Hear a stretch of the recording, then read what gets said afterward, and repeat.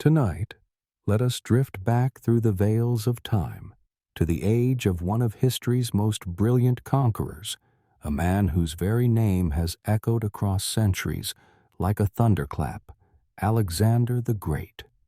He was the young Macedonian king who, by the time of his death at just 32 years old, had carved an empire that stretched from Greece to Egypt, from the deserts of Persia to the mountains of India. Yet, for all the vastness of his conquests and the legends woven about his life, one of the greatest mysteries still lingers unsolved: the fate of his final resting place. The tomb of Alexander the Great has been lost to the sands of time. Imagine, if you will, the summer of 323 BCE. In the city of Babylon, Alexander lies mortally ill, his body weakened by fever. The man who had stormed through battles with unshakable vigor now slips toward death. Ancient accounts differ on the exact cause. Some whisper of poisoning, others of a sudden sickness, perhaps malaria or typhoid. Whatever the truth, his soldiers, those hardened men who had marched with him from the plains of Macedon to the farthest edge of the known world, stood helpless as their king gasped for his final breaths. When he died, his generals faced an immense question: what was to be done with his body? This was no ordinary king. Alexander claimed descent from Achilles and Heracles, heroes of myth. His body, they believed, carried divine power, even in death. And in the ancient world, the tomb of a ruler was more than a resting place. It was a shrine, a center of power, a symbol of legitimacy. Whoever possessed Alexander's remains might command not only his legacy, but perhaps the loyalty of his empire. The first plan, according to tradition, was to return his body to Macedonia, to bury him in the royal tombs at Aegae, alongside his ancestors. A magnificent funeral carriage was constructed, a rolling temple of gold and ivory, decorated with statues, paintings, and symbols of his victories. The historian Diodorus Siculus described it as an awe-inspiring creation, so elaborate it took nearly 2 years to complete. But before the body could ever reach Macedon, history took a strange turn. Ptolemy, one of Alexander's trusted generals and the future ruler of Egypt, intercepted the procession. Some say he stole the body outright, diverting it from its intended route. Others claim the seizure was more political, a calculated act of statecraft. By bringing Alexander's corpse to Egypt, Ptolemy gained not only a relic of immense symbolic value, but also a powerful magnet for loyalty and reverence. The body was taken first to Memphis, the old capital of Egypt, where it lay enshrined. Later, it was transferred to Alexandria, the shining new city founded by Alexander himself, perched along the Mediterranean coast. There, in the heart of the city, the conqueror was placed in a magnificent mausoleum, often called the Soma or the Sema, where his remains became an object of pilgrimage. For centuries, great figures of history made the journey to gaze upon the preserved body of Alexander. Julius Caesar is said to have visited the tomb, and so did Augustus, the first emperor of Rome. When Augustus accidentally broke the nose of the embalmed corpse while paying homage, it was seen as a sign of the fragile line between mortal and divine. Others, like Caligula and Caracalla, also came to honor him, draping the sarcophagus in jewels, or even stealing relics from the body. The tomb of Alexander was not hidden or forgotten in those years. It was the opposite. It was a centerpiece of ancient Alexandria, one of the wonders of the city. And then, at some point, it vanished. The last reliable mentions of the tomb come from late antiquity, around the 3rd and 4th centuries CE. After that, the trail fades. Some speak of earthquakes or floods that destroyed parts of Alexandria. Others suggest that the rise of Christianity and later Islam may have led to the tomb's desecration or repurposing. Still others believe it was hidden away, concealed for safekeeping during times of turmoil, only to be forgotten by those who once knew the secret. For centuries since, explorers, scholars, and dreamers have scoured Alexandria and beyond, searching for the lost tomb. Yet no definitive trace has ever been found. The mystery remains, suspended in time like the glimmer of a dream. What makes the enigma all the more tantalizing is the way fragments of rumor, legend, and archaeology intertwine.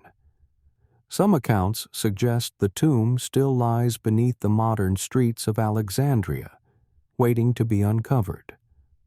Others point to more distant locations. Perhaps the body was taken back to Memphis, or even hidden in Siwa, the desert oasis where Alexander had once visited the oracle of Amun. There are even tales that his corpse was secretly spirited away to Venice, where it may lie beneath the relics of Saint Mark the Evangelist. Each theory adds another layer of strangeness to the tale, and yet none can fully resolve it. To think of Alexander's lost tomb is to think of the fragility of memory itself. A man who reshaped the known world, whose armies toppled empires and stitched continents together, whose name still stirs wonder more than 2,000 years later. This man lies somewhere unknown, perhaps beneath the feet of unwitting passers-by, perhaps in a chamber sealed by sand, perhaps lost forever.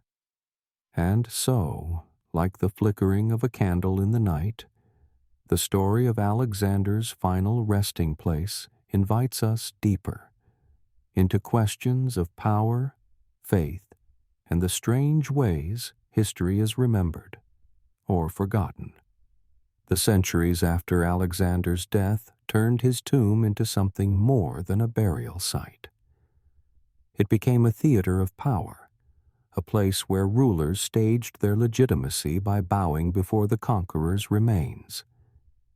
Yet by the dawn of the Middle Ages, the once famous shrine was gone, its location swallowed by silence. The question lingers: how can something so revered, so central, simply vanish? Some of the earliest theories suggest that natural disasters were to blame.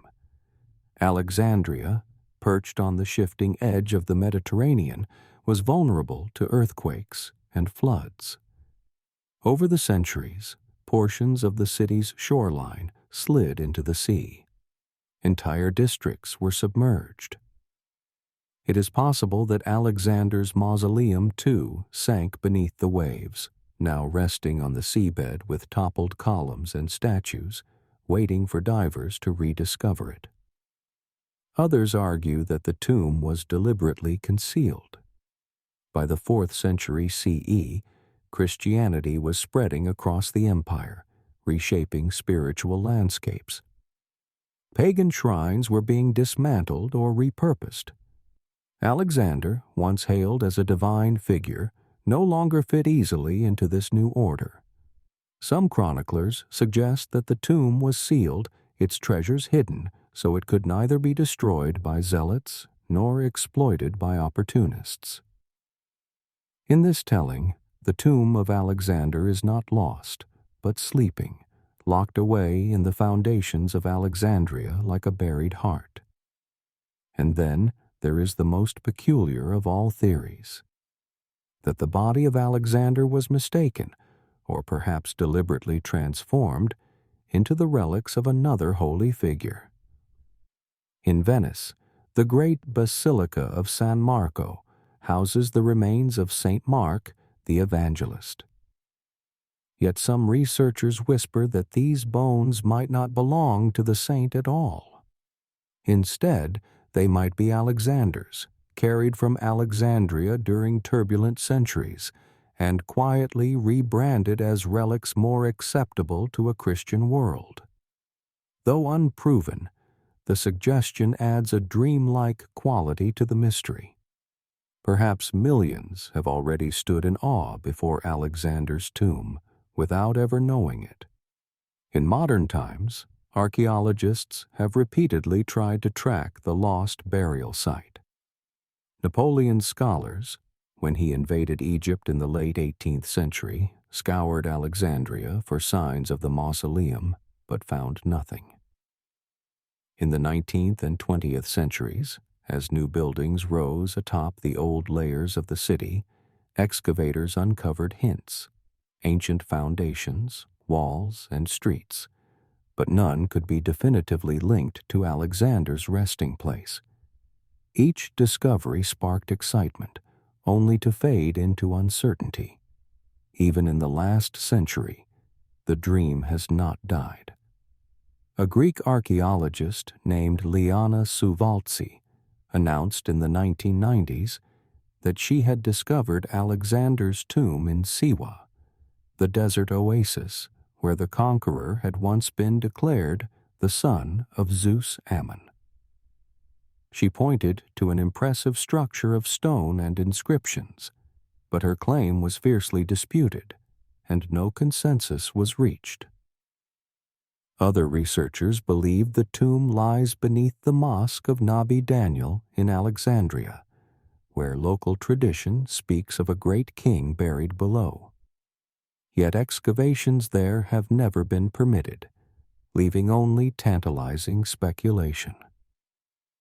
The allure of the mystery lies not only in its historical importance, but in the almost mythic quality of Alexander himself. Unlike most rulers, he belonged to both history and legend. He was at once a real general who led flesh-and-blood armies, and a semi-divine figure whose life was embroidered with myths of gods and heroes. To find his tomb would not simply be to locate a body. It would be to bridge the gap between myth and reality, to stand at the meeting point of dream and truth. It is also a reminder of how fragile memory can be. In the ancient world, Alexander's tomb was one of the most famous landmarks on Earth. Pilgrims, emperors, and poets all knew where it was. And yet, over time, wars, earthquakes, and the tides of belief erased the map. What was once common knowledge became an unsolvable riddle. It makes us wonder what else might have been lost, what cities, monuments, and lives lie beneath our feet, forgotten by history's restless waves. Perhaps that is why the story of the lost tomb continues to enchant. Each rumor of a discovery rekindles hope. Each excavation in Alexandria feels like the turning of a page in a book half burned. Even without resolution, the search itself becomes part of the legend.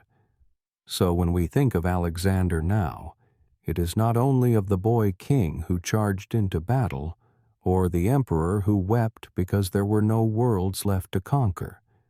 It is also of the enigma that followed him into death.